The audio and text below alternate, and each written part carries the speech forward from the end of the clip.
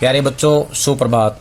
आज हम करेंगे कैसे बनता है रेडियो नाटक, यानी कि रेडियो नाटक को हम कैसे बनाएंगे।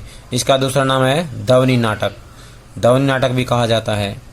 यह एक कष्टदायक सच्चाई है कि एक स्वतंत्र साहित्यिक विधा के रूप में रेडियो नाटक हिंदी में अभी तक कोई जगह नहीं बना पाया है।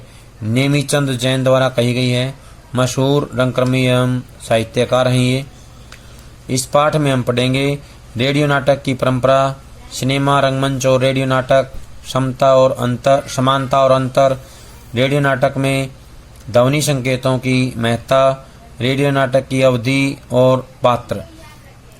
आज से कुछ दशक पहले एक जमाना ऐसा भी था जब दुनिया में न तो टेलीविजन था न कंप्यूटर, सिनेमा हॉल और थिएटर थे तो, लेकिन उनकी संख्या आज के मुकाबले में काफ़ी कम होती थी और एक आदमी के लिए वे आसानी से उपलब्ध भी नहीं थे। ऐसे समय में घर में बैठे मनोरंजन का जो सबसे सस्ता और सहजता से प्राप्त साधन था वो था रेडियो। रेडियो पर खबरें आती थी, ज्ञानवर्धक कार्यक्रम आते थे, खेलों का आंखों देखा हाल प्रसारित होता था। एफएम चैनलों की तरह गीत संगीत की भरमार रहती थी। टीवी धारावाहिकों और टेलीफिल्मों की कमी को पूरा करते थे। रेडियो पर आने वाले नाटक हिंदी साहित्य के तमाम बड़े नाम साहित्य रचना के साथ साथ रेडियो स्टेशनों के लिए नाटक भी लिखते थे। उस समय ये बड़े सम्मान की बात मानी जाती थी। कहने का आशय है कि रेडियो के साथ जुड़ना एक सम्मानजनक बात कही जाती थी उस समय। हिंदी व अन्य भारतीय भाषाओं के नाट्य आंदोलन के विकास में रेडियो नाटक की अहम भूमिका रही है। हिंदी के कई नाटक जो बाद में मंच पर भी बेहद कामयाब रहे, मूलतः रेडियो के लिए लिखे गए थे। द्रमीर भारती कृत अंधायुग और मोहन राकेश का आषाढ़ का एक दिन इसके श्रेष्ठ उदाहरण हैं।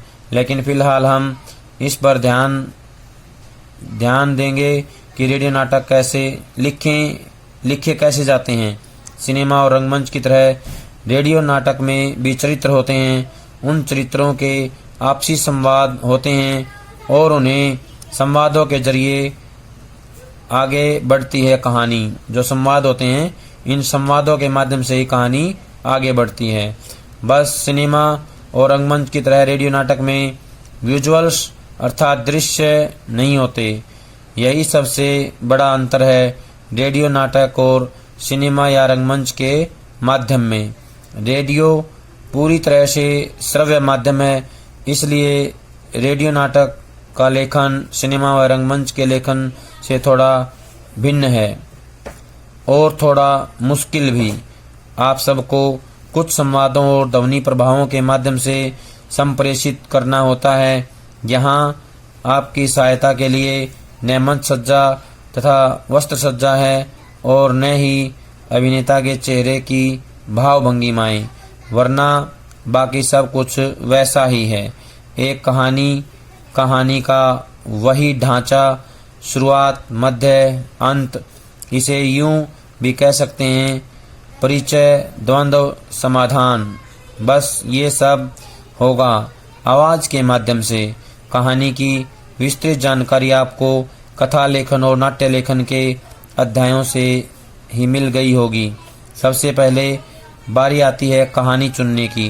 कहानी आपकी मौलिक हो या चाहे किसी और स्रोत से ली हुई, स्रोत होता माध्यम, किसी और की लिखी हुई हो, किसी और माध्यम से कहानी ली गई हो, उसमें निम्न बातों का ध्यान जरूर रखना होगा। कहानी ऐसी न हो जो पूरी तरह से एक्शन अर्थात हरकत पर निर्भर करती हो, क्योंकि रेडियो पर बहुत ज़्यादा एक्शन सुनाना उबाऊ हो सकता है। उबाऊ होता है अरुचिकर, बोर करने वाला। मान लीजिए आपकी पूरी कहानी का आधार पीछा करना है।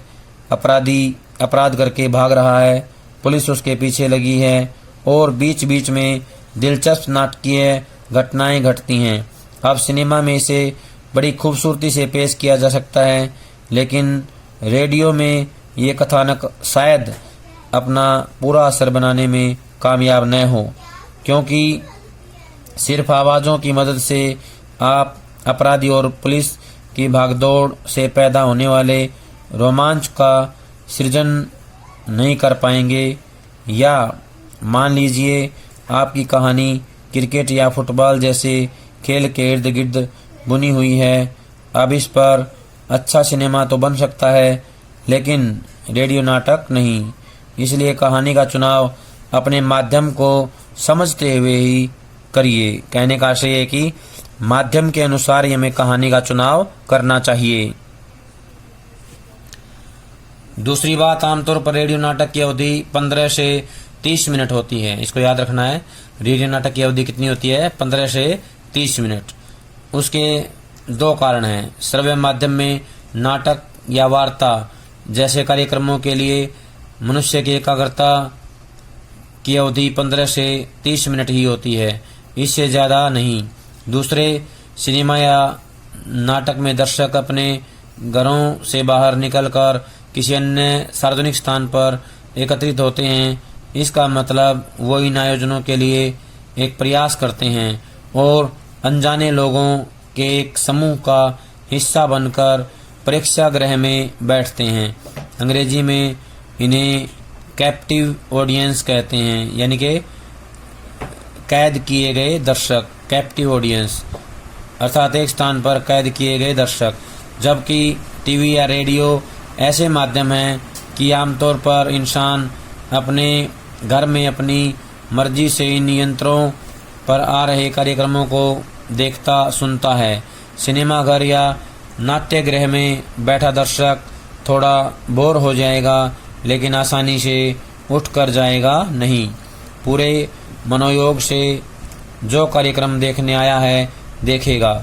जबकि घर पर बैठे या बैठकर रेडियो सुनने वाला श्रोता मन उचटते ही किसी और स्टेशन के लिए सुई घुमा सकता है या उसका ध्यान कहीं और भी भटक सकता है। इसलिए अमूमन रेडियो नाटक की अवधि छोटी होती है, और अगर आपकी कहानी लंबी है तो फिर वह एक धारावाहिक के रूप में पेश की जा सकती है, जिसकी हर कड़ी 15 या 30 मिनट की होगी। यहाँ एक बात और समझ लीजिए, रेडियो पर निश्चित समय पर निश्चित कार्यक्रम आते हैं, इसलिए उनकी अवधि भी निश्चित होती है। 15 से 15 मिनट, 30 मिनट, 45 मिनट, 60 मिनट वगैरह। अब क्योंकि आपके रेडियो की अवधि इस सीमित है, तो फिर आपने अपने आप ही पात्रों की संख्या भी सीमित हो जाएगी, क्योंकि श्रोता सिर्फ आवाज़ के सारे चरित्रों को याद रख पाता है। ऐसी स्थिति में रेडियो नाटक में यदि बहुत ज़्यादा किरदार हैं तो उनके साथ एक रिश्ता बनाए रखने में श्रोता को दिक्कत होगी। अगर संख्याओं में बात करनी है तो हम इस प्रकार कह सकते हैं, 15 मिनट की अवधि वाले रेडियो नाटक में पात्रों की अधिकतम संख्या 5 से 6 हो सकती है। इसको याद भी रखना है, रेडियो नाटक के लिए कितने पात्रों की संख्या होती है? 5 से 6। और आदर्श अवधि या रेडियो के लिए जो सटीक समय है वो कितना होता है? 15 से 30 मिनट। 15 से 30 मिनट का समय होता है रेडियो नाटक के लिए, और पात्रों की संख्या होनी चाहिए 5 से 6। 30 से 40 मिनट की अवधि के नाटक में 8 से 12 पात्र। अगर 1 घंटे या उससे ज़्यादा अवधि का नाटक रेडियो नाटक लिखना ही पड़ जाए तो उसमें 15 से 20 भूमिकाएं गढ़ी जा सकती हैं। पात्रों की संख्या के मामले में 2 संकेत और उपरोक्त बताई गई संख्याएं एक अंदाजा मात्र हैं। अर्थात 15 मिनट के रेडियो नाटक में अगर ज़रूरत है तो 7 या 8 किरदार भी हो सकते हैं, लेकिन यह संख्या बहुत ज़्यादा बढ़ाई तो जैसा पहले ही कहा था, श्रोता के लिए मुसीबत उठ खड़ी हो सकती है। दूसरे, हम जब इन संख्याओं की बात कर रहे हैं तो ये प्रमुख और सहायक भूमिकाओं की संख्या है। छोटे मोटे किरदारों की गिनती इसमें नहीं की गई है। मतलब फेरी वाले की एक आवाज़ या पोस्टमैन का एक संवाद या न्यायालय में जज का सिर्फ ऑर्डर कहना आदि। प्यारे बच्चों, ये था हमारा पाठ कैसे बनता है रेडियो नाटक। सभी इसको ध्यान से पढ़ेंगे और समझेंगे। उसके बाद इसके प्रश्न उत्तर लिखने हैं सभी को अभ्यास वाले, और उनको याद करना है। जब तक अगली वीडियो नहीं आती है तब तक ये सारा काम कंप्लीट कर लें। सभी का बहुत बहुत धन्यवाद। ध्वनि और प्रकाश भी चरित्र चित्रण करने तथा संवेदनात्मक प्रभाव उत्पन्न करने में कारगर सिद्ध हो सकता है। कारगर होता है सही, उपयोगी। प्रायः निर्देशक ही इस संबंध में निर्णय लेते हैं, पर लेखकों के सुझाव सदा स्वागत योग्य होते हैं। लेखक को यदि इन संभावनाओं की जानकारी है तो उसके अंदर आत्मविश्वास पैदा होता है और रूपांतरण कार्य संतोषजनक होता है। रूपांतरण में एक समस्या पात्रों के मनोभावों को कहानीकार द्वारा विवरण के रूप में व्यक्त प्रसंगों या मानसिक द्वंद्व के दृश्यों की नाटकीय प्रस्तुति में आ सकती है। उदाहरण के लिए ईदगाह कहानी का वह हिस्सा जहां हामिद उस द्वंद्व में है कि हामिद इस द्वंद्व में है कि क्या क्या खरीदे, या जहां वह यह सोचता है कि अम्मा का हाथ जल जाता है, उसका रूपांतरण कठिन है। रूपांतरण में इस तरह के विवरण करने के लिए स्वगत कथन का प्रयोग किया जाता है, जिसमें लेखक मंच के कोने में जाकर अपने आप से संवाद बोलता है। लेकिन आजकल वॉइस ओवर अर्थात ऐसी ध्वनि जो दर्शकों को सुनाई देती है पर पात्र नहीं बोलता है। कहने का आशय है कि वे एक प्रकार की ऐसी ध्वनि है जिसमें मंच पर दिखाई देने वाला पात्र नहीं बोलेगा लेकिन आवाज सुनाई देती है। अम्मा वाले अंश के लिए फ्लैशबैक शैली का उपयोग किया जा सकता है। इसी प्रकार हामिद की ललचाई आंखों होठों पर जीभ फेरते और बाद में भारी कदमों से दुकान से दूर जाने का दृश्य बनाया जा सकता है। कहानी का नाट्य रूपांतरण करने से पहले यह जानकारी होना आवश्यक है कि वर्तमान रंगमंच में क्या संभावनाएं हैं। यह तभी संभव है जब अच्छे नाटक देखे जाएं। इसलिए रूपांतरण का पहला पाठ यही हो सकता है कि अच्छी नाट्य प्रस्तुतियां देखी जाएं, यानी कि अच्छे नाटक देखने चाहिए। प्यारे बच्चों, यहाँ पर कुछ कहानियों के नाम दिए गए हैं और उनके लेखक हैं, सभी को याद रखने। प्रसिद्ध कहानियां हैं ये। चीफ की दावत, ये कहानी जो है बेशम साहनी के द्वारा लिखी गई है।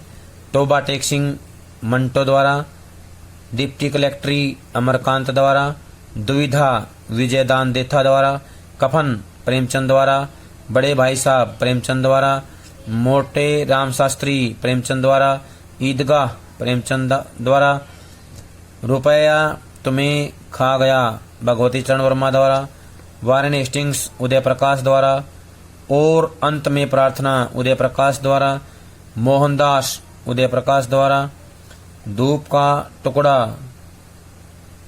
1.5 इंच ऊपर, वीकेंड 3 एकांत नाम से प्रकाशित हो चुकी हैं। ये निर्मल वर्मा द्वारा लिखी गई कहानियां हैं।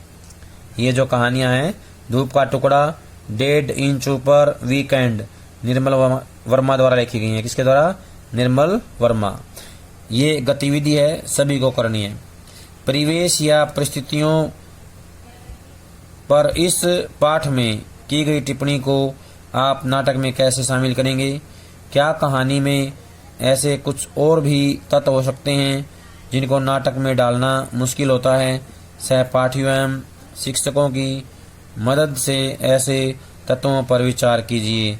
यानी कि ऐसे कौन से तत्व हैं जो मुश्किल होते हैं किसी भी कहानी को नाटक बनाते हुए। प्यारे बच्चों, ये था हमारा पाठ कैसे करें कहानी का नाट्य रूपांतरण।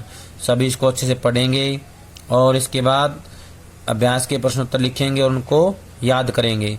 जब तक अगली वीडियो नहीं आती तब तक सभी ये काम पूरा कर लेंगे। सभी का बहुत बहुत धन्यवाद।